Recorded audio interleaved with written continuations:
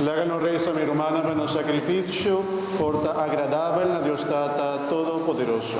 Señor, recibido romano sacrificio, alabanza y gloria de su majestad, damos provecho de su santa iglesia. Oh Señor, con un corazón lleno de alegría de Pascua, nos ofrecemos el sacrificio aquí, para cual vota una buena iglesia, alimento y vida nueva de una manera maravillosa.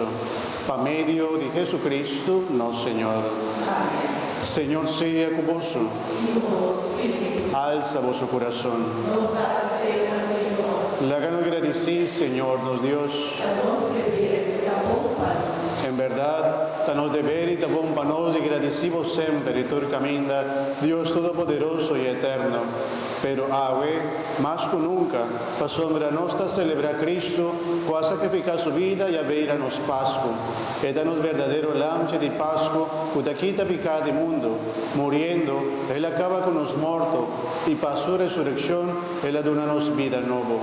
Pesei, un doctor ángel y santo del cielo, enter multitud de gente baptizada en el mundo, resplandeciendo de alegría pascual, da proclamar y alabar gloria, cantando sin fin.